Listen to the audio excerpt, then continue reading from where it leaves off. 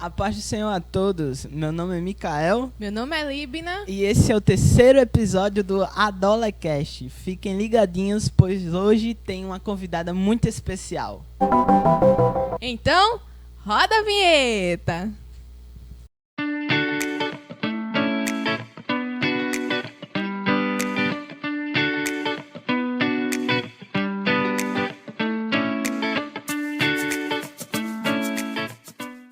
E hoje estamos aqui com uma convidada muito especial. Ela é psicóloga e tem um currículo enorme. É nossa irmã Silvânia. E então, vamos passar para ela poder se apresentar para vocês conhecerem um pouco dela, do que ela faz. Então, fiquem ligadinhos. A paz do Senhor para os irmãos, para todos os ouvintes do Adolecast. Como já foi apresentado, né, meu nome é Silvânia Lopes, sou psicóloga, trabalho com psicologia clínica. No meu dia a dia, trabalho principalmente com pessoas que vão fazer cirurgia bariátrica, faço avaliação psicológica e também gosto de fazer a parte de preparo, né, para que essas pessoas estejam o mais adaptadas possível para a sua nova vida. Mas aí eu também trabalho no consultório com pessoas individualmente e atendo principalmente casos de ansiedade. Muito bem, seja muito bem-vinda a esse Adolecast. E hoje iremos falar sobre um assunto muito atual, né? Sobre ansiedade, medo e etc. E para começar assim, eu queria que a senhora nos dissesse o que é ansiedade. Eu havia esquecido, né? Eu quero agradecer primeiro aí o convite, né, dos nossos anfitriões, tá certo? E é uma honra para mim estar aqui falando de um tema que é tão importante no nosso dia a dia. Você perguntou o que é ansiedade. Primeiro é interessante marcar que a ansiedade é uma emoção normal, tá? Mas por que vamos falar disso, né? Se é uma emoção normal? Primeiro, a ansiedade faz parte do nosso dia a dia. Então, existem dois tipos de ansiedade, basicamente. Uma ansiedade que ela é adaptativa, aquela que nós temos no nosso dia a dia, como emoção normal, e tem a ansiedade patológica. Vamos aí dar um exemplo de uma ansiedade normal. Bom, eu recebi o convite para estar aqui falando no Adolecast. E para que eu conseguisse chegar aqui na hora certa, foi necessário o quê? Um mínimo de organização. Então, eu pensei na roupa que ia vestir, se vinha de Uber ou se vinha de carona.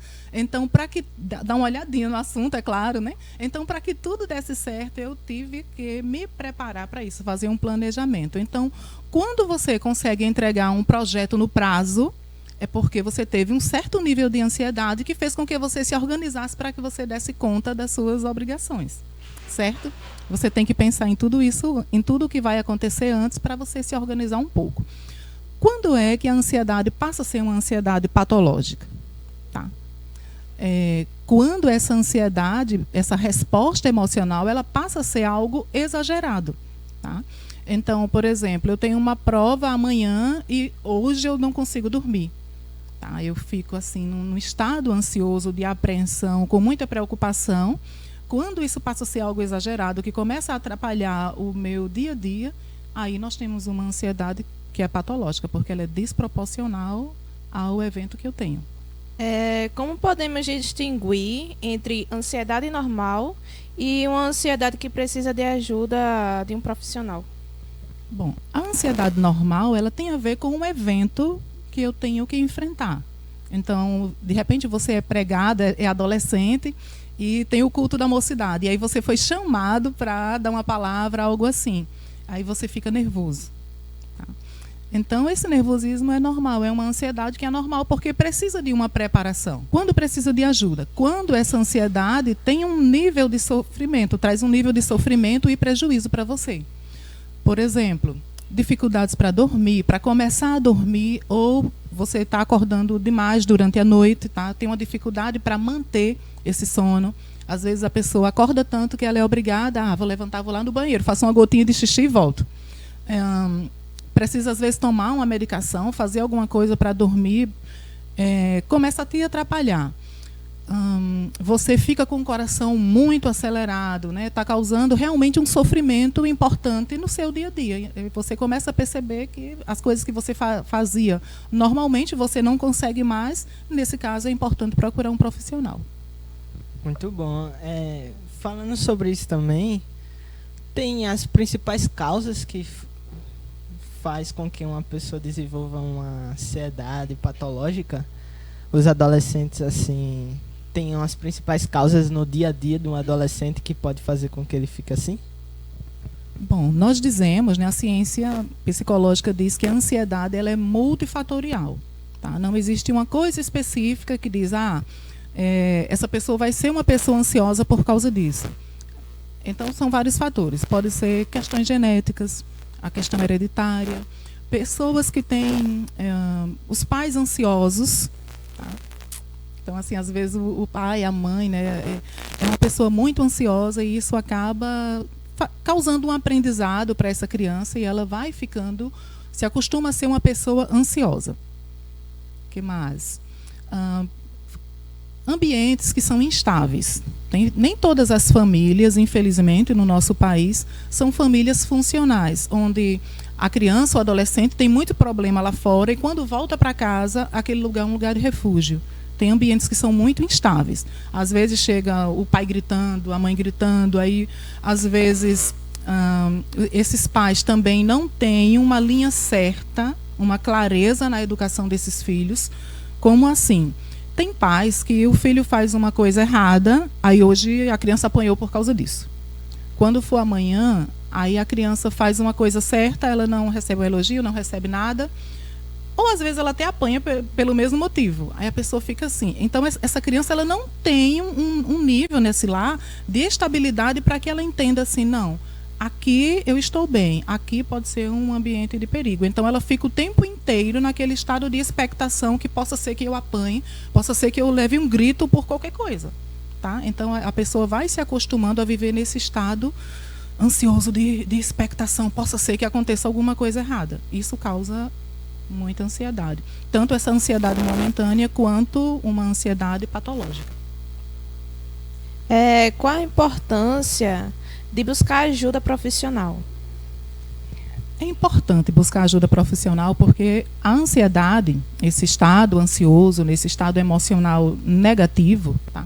Na psicologia a gente não diz que é um estado necessariamente negativo, porque emoções são emoções.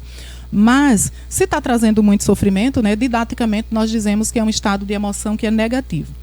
Quando é que é preciso procurar ajuda? Né? Você falou isso? Repete de novo, que tem hora que eu esqueço. Tipo assim, qual a importância de buscar ajuda? A importância de buscar ajuda de um profissional. Por quê? Porque se você fica muito tempo nesse estado ansioso, o que é que está acontecendo? O seu corpo está produzindo neurotransmissores e hormônios do estresse. Por exemplo, o cortisol. Está o tempo inteiro ali, você cheio de cortisol, cheio de adrenalina, de hormônio do estresse. Então, o seu corpo está o tempo inteiro ali nesse estado de sofrimento, que deveria ser um estado pequeno, tá? Momentâneo. Mas se você demora muito assim, você pode desenvolver outras comorbidades, por exemplo, depressão e outras doenças mentais, né? Outros transtornos mentais mais complicados, mais difíceis de tratar mesmo e que causam sofrimento e prejuízos sociais e fisiológicos bem maiores. Por isso que é importante, começou a sentir ansiedade, não aquela ansiedade porque eu tenho uma prova amanhã, mas uma ansiedade importante que está te trazendo sofrimento, que você está tendo dificuldade de lidar com o seu dia a dia, é importante buscar um profissional para que você não desenvolva outras doenças mentais. Muito bem, muito importante também saber sobre isso, né? Que a gente precisa recorrer a um profissional sobre essa área também, né? Porque quando uma pessoa está doente do coração, por exemplo, ele vai lá no cardiologista. E por que não, quando está precisando de ajuda no psicológico, no mental, também não ir procurar um profissional, né? Exatamente. É importante. É importante ter, eu vou dizer aqui, ter a humildade, né, de procurar a pessoa certa. Então, por exemplo, se você precisa construir uma casa, você não vai procurar qualquer pessoa, você vai procurar o pedreiro, o arquiteto, pessoas que entendem daquilo ali. Então, se você tem um problema, está com medo, está ansioso, está com vergonha, você deve procurar alguém que é especializado naquela área, que é o psicólogo. Tá? Não vai procurar conselhos com outras pessoas, porque não vai dar certo. Às vezes o amigo está ali, ele está só para ouvir, só para te apoiar, mas não vai resolver o teu problema. E às vezes dá até um conselho que não é o mais adequado, né, e piora a tua situação. Verdade, verdade. E assim, uma pergunta que às vezes não tem bem específico dito, assim, as pessoas não sabem muito bem distinguir a diferença. Sim. Uma pessoa que tem crise de ansiedade, é muito ansiosa, é patológico, e alguém que tem crise de pânico, por exemplo. Como é que a gente sabe qual a diferença entre os dois? Interessante sua pergunta. A crise de pânico, primeiro vamos distinguir, porque tem os ataques de pânico e tem o transtorno de pânico. Um ataque de pânico não significa que você vai desenvolver o transtorno ou que aquilo ali já é um transtorno de pânico. Não significa isso. Para ser um transtorno de pânico, precisa, tá? Para que você tenha esse diagnóstico, precisa que esses ataques sejam ataques recorrentes, tá? Sejam ataques abruptos. E vamos explicar agora, primeiro, o que é um ataque de pânico. Um ataque de pânico é um surto abrupto, muito intenso, geralmente que passa em minutos, não chega a durar horas. É um ataque intenso de quê? De medo, tá? E o que é que acontece? Aceleração cardíaca, dor no peito, ondas de calor, parestesia. O que é parestesia? Arrepios, ondas de calor, a sensação de que tem algo queimando realmente tua pele, coceira, certo? Então, falei de parestesia. O que mais? Ondas de calor mesmo, calafrio. É interessante isso. Tremores. Às vezes tem cãibras. Tudo isso pode acontecer durante um ataque de pânico. E geralmente a pessoa... geralmente não. E num ataque de pânico a pessoa tem a ideia de que ela vai morrer. É um perigo que é iminente. Ela acha que vai morrer, que está infartando. E é interessante, já que estamos falando para evangélicos, geralmente evangélico não tem medo de morrer. Mas como de saber se é um ataque de pânico? Porque você acha que você vai infartar, acha que está acontecendo algo muito perigoso com você e que você precisa de médico imediatamente. Bom, isso é um ataque de pânico. Aí, como é que sabemos se o transtorno? No transtorno, esses ataques eles têm que ser recorrentes. Quando você vai ao psicólogo, ao psiquiatra, geralmente se relata que aconteceu uma vez, outra vez, outra vez, outra vez, tá? Por quê? Porque o ataque de pânico, ele é comórbido, ou seja, ele acontece dentro de outras doenças mentais. Então, se a pessoa tem uma depressão, ela pode ter um ataque de pânico. Se a pessoa tem bipolaridade, ela pode ter um ataque de pânico. Se a pessoa tem transtorno de pânico, tem ataque de pânico, né? E se a pessoa tem ansiedade generalizada, se tem agorafobia, né, que é um outro transtorno de ansiedade, a pessoa pode ter um ataque de pânico também, certo? E aí vamos para a ansiedade agora, né? Então, como eu falei, vocês perceberam que o ataque de pânico é algo que é muito forte, muito intenso, mas ele passa logo, tá? Se você já fica preocupado depois se aquilo pode ser uma doença, e fica procurando os sintomas, aí você já está desenvolvendo o transtorno de pânico. Mas a ansiedade não, a ansiedade ela vem em ondas, tá? O ataque de pânico ele é abrupto, intenso e geralmente inesperado. Você estava tranquilo, às vezes estava dormindo e acorda no meio desse mal-estar intenso, desse medo. Mas no caso da ansiedade, ela vem em ondas, tá? E a onda ela pode vir amarelinha, aí pode aumentar um pouquinho, aí pode aumentar mais, pode diminuir e fica assim. E você com ansiedade, você pode ficar ansioso por dias, semanas, por horas, dias, semanas, meses. Tá? Entendi. E também em relação, vamos dizer assim, tem aquela pessoa que tem medo de sair na rua, ou tem medo que algo aconteça com ela, do nada assim. O que essa pessoa deve fazer quando ela tem medo de tudo ao seu redor? Bom, nós estamos falando aí de um outro transtorno, né, que pode ser um outro transtorno, que é a agorafobia. Nos casos de agorafobia, a pessoa tem medo de ambientes abertos. Por exemplo, de estar num mercado, de estar em meio de uma multidão, de estar em uma fila. Tem medo também de ambientes fechados, né? De repente, de estar numa sala de cinema, de estar numa loja. E tem medo de ambientes específicos, como, por exemplo, o transporte coletivo, avião, trem, metrô. Tá? E tem medo de sair sozinha e também de ficar sozinha. Tá? Então, ela quer uma segurança de alguém. Mas isso não impede que a pessoa que está com medo de fazer sozinha, de sair sozinha, de fazer outras coisas, isso não impede, porque isso também é sintoma dos casos de ansiedade. Por quê? Uma pessoa ela pode ter uma crise de pânico e depois ela ficar com medo de ter essa crise novamente, né? E aí é um dos sinais de que essa pessoa não teve somente um ataque de pânico, mas que ela possivelmente, né, está desenvolvendo aí o transtorno. Porque já que agora ela está preocupada, será que eu vou ter de novo? Será que eu vou passar mal de novo? E será que vão perceber que eu estou passando mal? Tá? O que é que a pessoa deve fazer, né? Que você perguntou. Buscar ajuda, tá? Não vá querer ser forte e corajosa sozinha, né? Apesar que esse é o tema do nosso Adolecast hoje. Não queira ser forte por si mesma. Tenha coragem. O que é coragem? É eu fazer a coisa apesar do medo, apesar da vergonha. Então, estou com vergonha, mas por que eu tive essa crise? Vamos pensar o seguinte: somos seres humanos, vamos pedir ajuda, tá? Fala para o teu pai, para tua mãe, para alguém que você confie e peça ajuda. Vá ao psicólogo, vá ao psiquiatra, né? E ele vai te fazer um encaminhamento, né? Pode te passar medicação e é interessante você fazer terapia. Por quê? Vai tomar somente medicação, eu vou anestesiar como quem está... eu vou usar aqui uma metáfora. Uma pessoa que está com uma gripe ou está com uma tuberculose. Teve febre. A febre pode ser uma gripe, mas pode ser uma tuberculose, né? Então, eu tomo um antitérmico. Ok, baixou minha febre.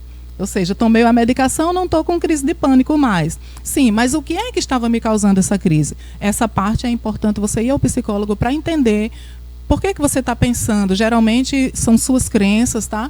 Geralmente, esse pensamento de que eu não posso errar, eu tenho que ser perfeito, eu não posso falhar, tenho que fazer tudo certinho. Quando a pessoa tem um perfeccionismo muito elevado, ela tem uma cobrança muito grande de si mesma e cobra muito também dos outros, ela não aceita errar, então é uma forte candidata, né, a desenvolver esses transtornos. Tá? Então, peça ajuda. Interessante. E falando dessa parte aí, de pedir ajuda e tal... Ser forte e corajosa. Não ser sozinho e tal. Exatamente. E quando um adolescente não tem como é que eu posso dizer? Um relacionamento com os pais, exatamente, com os pais bem estável, por exemplo. E não sabe como falar para ele. O que ele vai fazer? O que ele pode fazer para isso? Adolescente geralmente está naquela fase, né, de que não quer, às vezes, muita conversa com os pais mesmo. Está lá, às vezes, buscando realmente a sua turma. Tá, conversa com alguém, né? Olha, né? Passei mal, enfim, e procura ajuda. Geralmente tem um professor da escola dominical, tem alguém da igreja, dos ambientes que você frequenta, da sua própria escola. Você tem um amigo, né? Por favor. Mas peça ajuda, né? Converse com alguém e é importante confiar nos seus amigos também, tá? Dependendo dos amigos. Faz sentido. Em relação, assim, falou de pais, de casa, né? Que os adolescentes, a maioria das vezes não quer conversar muita coisa com os pais na adolescência, mas em correlação a brigas dentro de casa, isso também pode afetar o adolescente? Ele pode começar a ter crises de ansiedade ou crises de pânico por causa disso? Sim. O ambiente familiar precisa ser um ambiente seguro, tá? Porque o adolescente já tem essa tendência a querer se afastar um pouco dos pais e buscar a sua própria identidade, né? Independência, né? Assim, tem dinheiro para bancar, a causa não tem, né? Mas está rebelde. Mas é interessante que o lar, né, seja um ambiente de segurança. Então, o que é importante acontecer entre os pais, né? Vamos aí pensar agora no casal. É interessante que esse casal tenha uma boa comunicação, tá certo?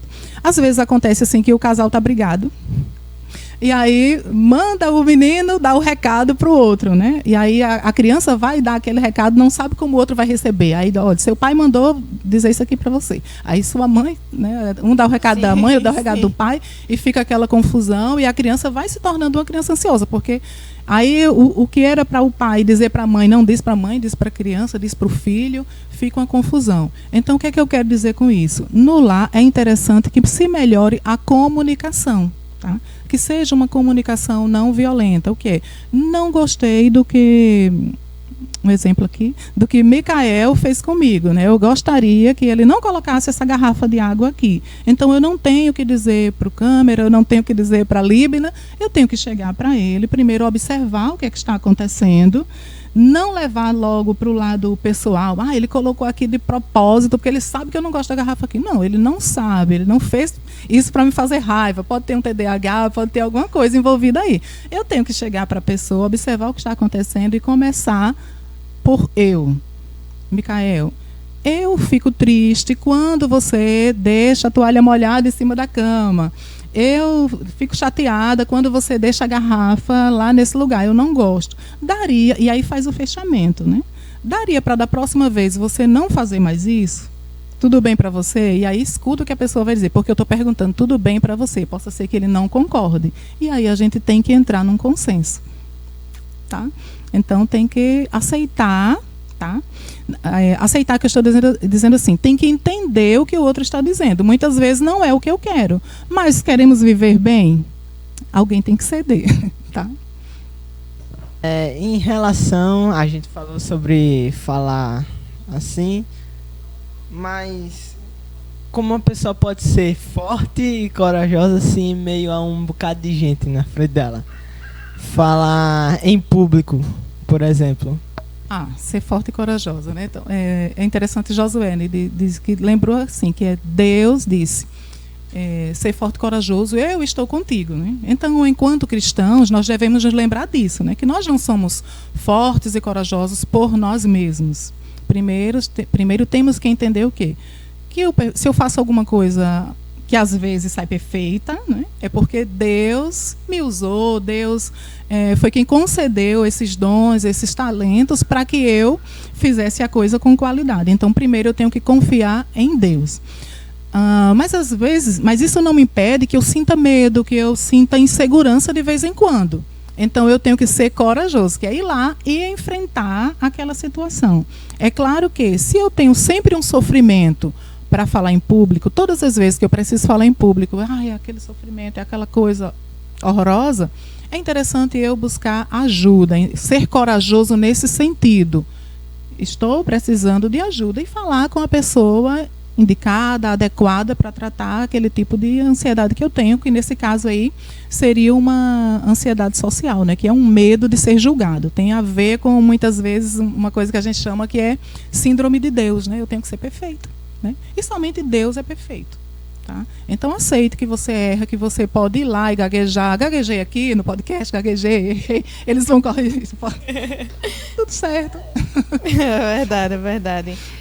E já entrando no meio que a gente é cristão, como é que uma pessoa cristã pode lidar, tipo assim, ataques espirituais? Se a pessoa é uma pessoa ansiosa, como ela pode dar...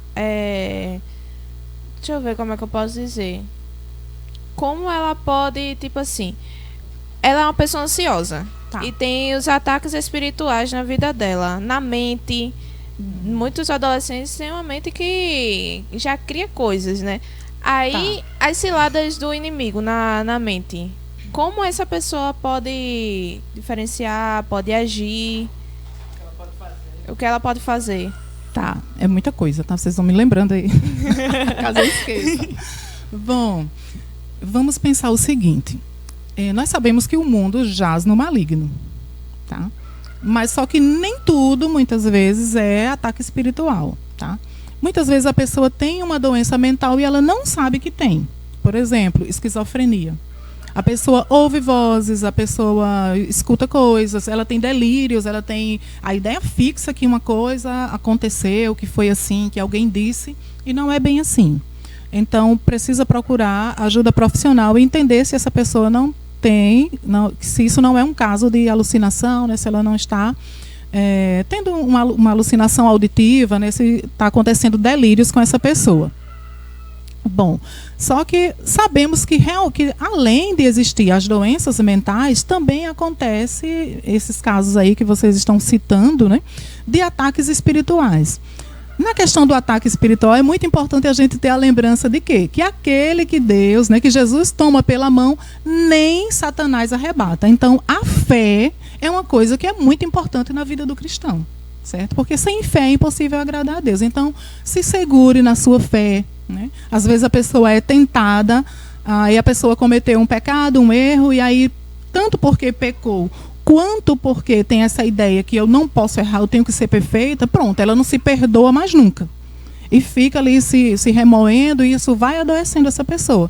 Então, tenha a humildade de confessar o seu pecado para Jesus, falar diretamente com Ele, tá? Dizer, Senhor, eu errei contigo nesse sentido, e diga para Deus o que foi que você fez, tá? Confessar é dizer, tintim por tintim, o que você fez para Deus. Ah, mas sim, mas Deus não viu?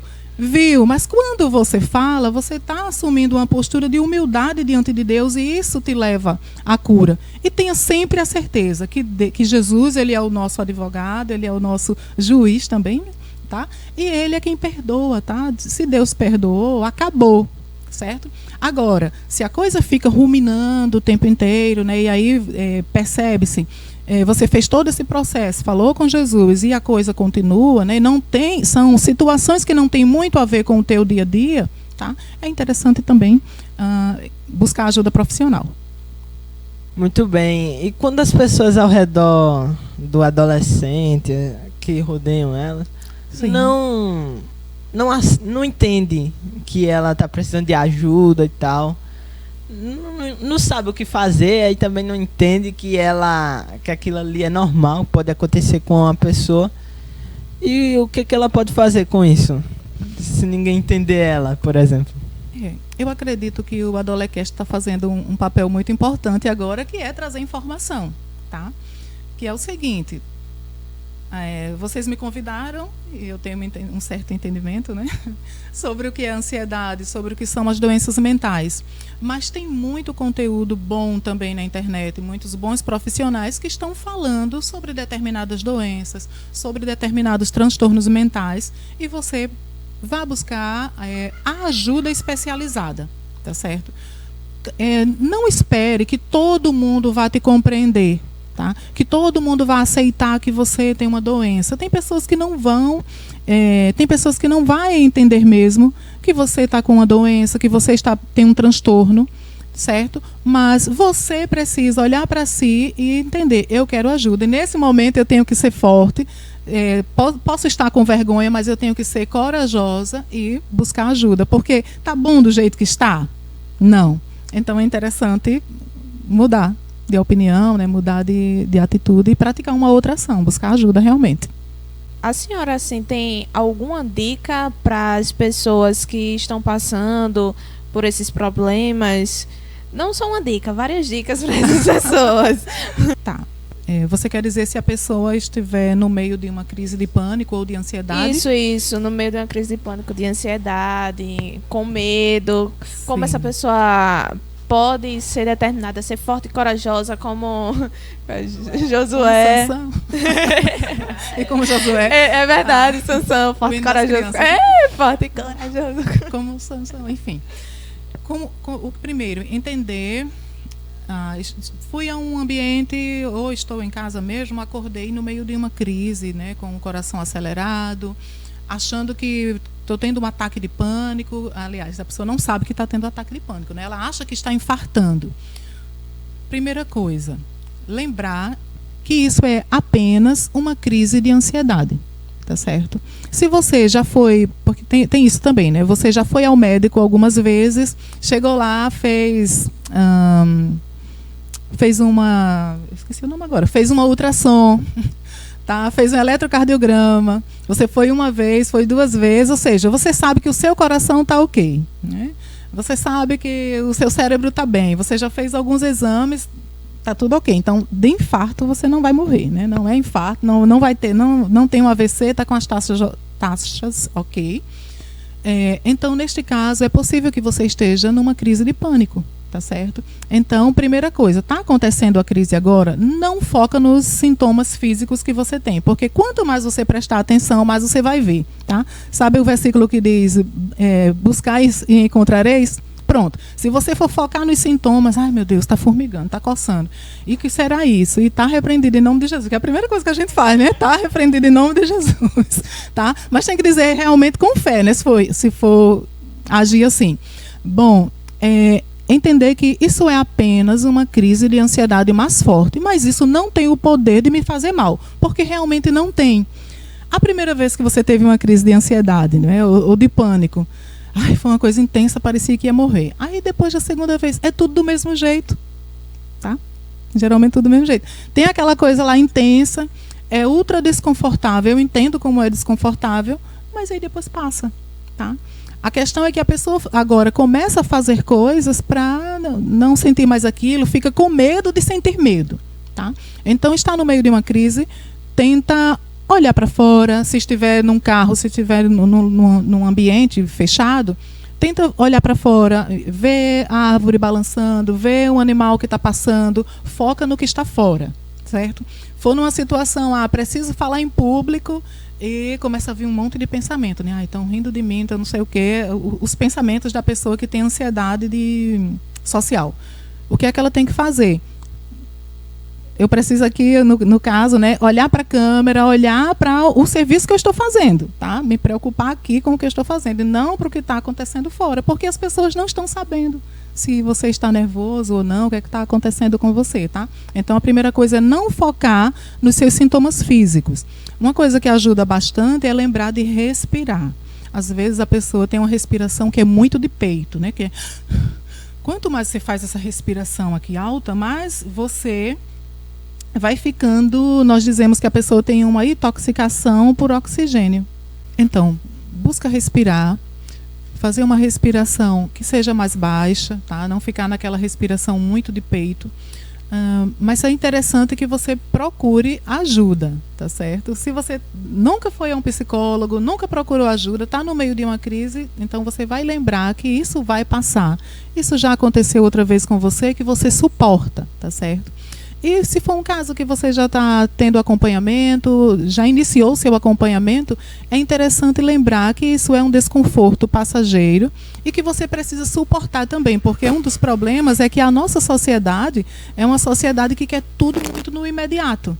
Eu não posso esperar, tem que ser agora, então tive um desconforto, eu tenho que correr, eu tenho que tomar uma medicação. Não, tem que aguentar um pouquinho, né? Vou esperar que isso vai passar. E pronto, é importante suportar também, tá? Você não vai ao psicólogo e chega lá, nunca mais eu vou ter angústia na minha vida, nunca mais eu vou ter ansiedade. Não. Lembra do comecinho que eu falei. Ansiedade é uma emoção normal, tá? Agora, se fica exagerada, aí você precisa procurar ajuda, né? Mas não fica primeiro, e lembrar de não ficar procurando os sintomas físicos, né? O coração está batendo, estou sentindo calor, estou não sei o quê. É assim mesmo, né?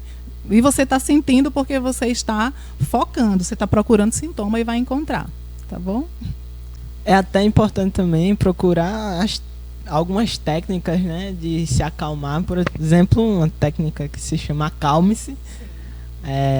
E outras técnicas de tipo mexer a mão, assim, pensar no corpo, mexer o braço, para mexer nos músculos mesmo, para se relaxar e não ficar só pensando naquilo que está acontecendo na pessoa, né? Que só vai fazer ela piorar. Então, é muito importante. E para finalizar, já caminhando para o finalzinho aí, eu queria que a senhora dissesse 3 conselhos para os adolescentes. Para os adolescentes aí. Sim. Os 3 conselhos, né, para os adolescentes. Primeira coisa, tá? Se firme na sua fé em Jesus, tá? Porque lembra, né? Aquele que Jesus toma pela mão, nem Satanás arrebata. Então, a primeira fortaleza que nós temos é essa, né? Lembrar que Deus, ele é o nosso refúgio e fortaleza, Tá? Estou falando para jovens cristãos. A segunda coisa, muito importante, é obedecer pai e mãe. Tá? A Bíblia diz, obedecei a vossos pais no Senhor, tá? Claro que às vezes acontece do pai ou da mãe pedir uma coisa que não é no Senhor. Ah, vai, mente ali, faz alguma coisa, tá? Mas, fora disso, obedeça ao seu pai, porque é o primeiro, e a sua mãe, porque é o primeiro mandamento com promessa. E a segunda coisa é, não pense que você é uma pessoa perfeita, né? Todo mundo tem defeito, certo? E busque ajuda. Ai, meu Deus. Pera, calma. Já para finalizar, queremos agradecer a sua presença. Foi uma honra a senhora estar aqui com a gente. E também, já pensando aí, né, no próximo, a senhora puder vir, graças a Deus, viu? A gente gosta muito. Gente, não esquece de curtir, compartilhar e... Comentem muito, podem comentar, gente. E outra coisa também, sigam as redes sociais. Tem a ADEC PB e também tem a ADK Bedelo. Tem o nosso Instagram também, o nosso pessoal. E também vamos falar sobre o Insta da nossa psicóloga. Então, gente, eu agradeço a primeira oportunidade, né, de estar aqui falando de um tema que é tão importante. Não porque sou eu que estou falando, mas porque o assunto é importante. Tem muita gente que está sofrendo com isso. Busque ajuda. E gostaria de deixar também, né, o meu Instagram, que é @psicóloga Silvânia Lopes. Tá? Ele não está tão ativo assim ultimamente, mas deem uma olhada, né, podem deixar perguntas. E somente agradecer a vocês, né, que ficaram conosco até agora, né, tiveram muita paciência, que Deus abençoe vossas vidas e que vocês derramem sobre o Senhor toda a ansiedade, né, e tudo vai dar certo em nome de Jesus. Muito obrigada. E obrigada, fofíssimos.